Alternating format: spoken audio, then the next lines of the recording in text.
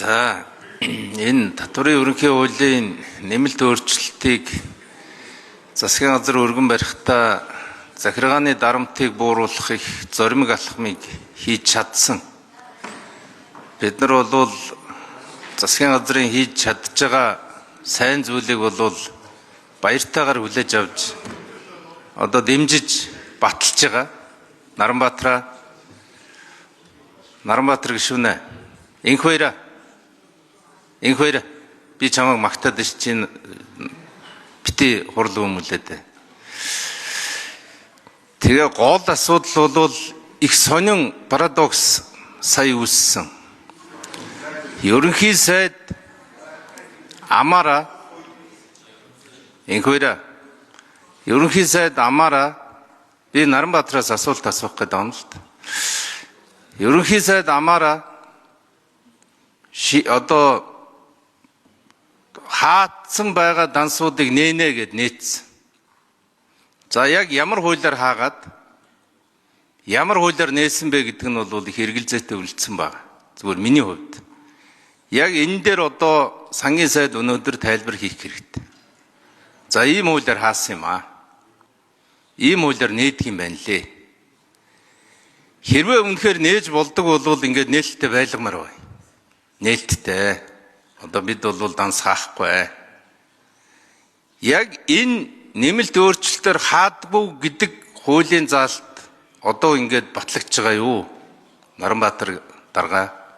Энэ дээр маш тодорхой хариултыг өгөх хэрэгтэй. Одоо бид бол татварын өртөө холбоотойгоор данс хаахгүй улс болсон шүү. Хуулийн төдийн төдөх заалтын дагуу гэдгийг их тодорхой хэлж өгөөч гэдгийг нэгдүгээрт асуумаар байна. Энийг их тодорхой болгож иж бид нар цаашаа явнаа. Хоёрдугаарт нэг сонин зүйл байгаа юм. Бизнес эрхлэх, компани байгуулах энэ төр бол ерөөсөө сайн дурын үндсэн дээр хийдэг ажил. Монгол улсад үндсэн хуулийн дагуу бол энэ бол сайн дурын үндсэн дээр хийж байгаа. Нөгөө сайн дурын даатгал гэдэг шиг. Сайн дурын үндсэн дээр татвараа төлж байгаа. Гэтэл сайн дурын үндсэн дээр явж байгаа процессыг бид нар гэрээ хилцээрийг зөрчсөн мэтэр алданг гэдэг зүйлийг өнөөдөр хүртэл ашиглаж ирсэн. Алданг. Одоо ингээд Наранбаатар гишүүн бит хоёр гэрээ хийгээд би төлбөрөө төлж чадахгүй шүүхтэр очиод алданг төлөх ёстой.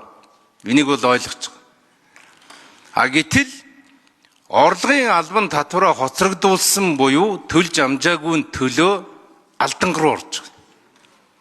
Тэгээ энэ өөрөө бол их сонин тийм одоо процесс болоод байгаа юм л да. Тийм учраас би сангийн сайдаас асуумаар байна. Ер нь цаашаага торгуул бол байж болно. Яагаад гэвэл цагтаа төлөөгүй байна. Энэ бол хуулийн дагуу тодорхой торгуул үүсгэнэ. Магадгүй би татвараа цагт нь авахын тулд ийм одоо арга хэрэгслийг ашиглаж болохоор байна. Алданг гэдэг чинь одоо хэн алдаад байгаа юм бэ гэдэг асуудал. Хэн алдаад байгаа юм бэ? Хаана алдаад байгаа юм бэ гэдэг асуудал. Тийм учраас бид нар одоо дахиж нэг алхаад энэ захиргааны дарамтыг арилгахын тулд алданг гэдэг зүйлийг татварын өрн дээрээс авч хайх бололцоо бидэнд ирнэ байгаа юу? Энэ лүгөө одоо нэг алахгүй. Бид бол ингээд юмыг сайжруулаад яваад байх ёстой шүү дээ. Би бол орж ирсэн төслийг сайшааж байгаа шүү. Ингээд нэг алхах нь Зявглээ.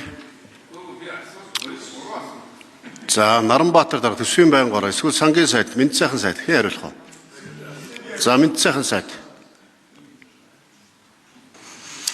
Гандүмөр гишүүний асуултан дээр үл татварын ерөнхий хуулийн дагуу шатлсан арга хэмжээ аваад хөөшлөгдсөн татвараа төлж хугацаанд төлөөгүй аж ахуйн нэгжүүдийн дансыг хаасан байсан. Засгийн газрын чөлөөлөл аяны хүрээнд энэ аж ахуйн нэгж татвар төлөгчдөд боломж олох үүднээс нээсэн. За татварын ерөнхий хуулийн 76-ийн 1-3 дээр татвар төлөгчийн эрх хууль ашны ашиг сонирхлыг хүндэтгэх, түүнийг хэрэгжүүлэх боломжийг хангах, тэдэнд итгэл үзүүлэх гэдэг заалт байна. Энэ заалтыг үндэслээд тэр 12,500 аж ахуйн нэгжийн дансыг сарын хугацаатаар нээсэн. Энэ хуулийн нэмэлт өөрчлөлтөөр бол бид нар 30% дансанд нь үлдээгээд ирээдүйд орж ирэх мөнгө урсгалтын 70% татж авахаар ийм байдлаар зохицуулаад явъя. Цаашдаа аж ахуйн нэгжийн данс хаадаг энэ үйл ажиллагааг тасалдуулдаг асуудлыг болёо. Дэмждэг бай гэдэг энэ агуулгаар явж байгаа. За нөгөө талдаа та түрүүн бас нөгөө юуг асууж байгаа шиг байна. Алдангийн асуудал. Тэгэхээр иргэний татврын хяналт шалгалтаар тогтоогдсон актаар одоо торгуулийн хэмжээ хугацаанд төлж өгдөг бол алдан тооцогтой явдаг. За энэ иргэний үйлээс бол одоо иргэний үйлээр зохицуулсан хэмжээ бол ямар ч алдан бол одоо 50%-аас хэтэрж болохгүй гэдэг заалттай. Татврын хуулийн дээр бол эн чинь даваа явцдаг. Бараг үндсэн төлбөрөөсөө давдаг хугацаа хэтрээд яваад ах юм бол. Тэгэхээр энэ нэмэлт өөрчлөлтөөр бид нар татврын хяналт шалгалтаар тавигдсан алдангийн хэмжээ үндсэн төлбөрийн одоо 50%-аас хэтэрж болохгүй гэдэг заалтыг оруулж өгч байгаа. Иргэний үйлтэйгээ нийцүүлж. За Наранбаатар дарга нэмж хариулъя. Төсвийн байнга ороо. Яг засгийн газраас энэ данс хаадаг асуудлыг хуулийн төсөл өргөн барихтаа орлогынх нь 80%-аар нь одоо хаагаад 20% нь үйл ажиллагаа явуулахад нь зориулж үлдээе гэдэг л ийм санал орж ирсэн. Тэгээд ажлын хэсэг дээр яригдж байгаа манай байнгын хороор орж ирэхдээ 30-70 болгоод 30% нь цаашаа үйл ажиллагаа явуулахад нь одоо үлдээе 70% нь одоо татаж авъя гэдэг. За ийм л өөрчлөлтийг байнгын хорон дээр танилцуулаад дэмжигдээд явж байгаа. Энэ болохоор татвар ерхий хуулийн 63(2) дахь заалт. Дараагийн нэг зохицуулт нь 73.5 дээр алдангийн нийт түн нь хугацаанд төлөөгөө татвар эсвэл татварын албаны үндсэлгүй илүү хураасан татварын үнийн дүнгийн 50%-аас хэтрэхгүй гэсэн. Ийм хоёр зохицуулт орж ирээд байнгын хорон дээр дэмжиж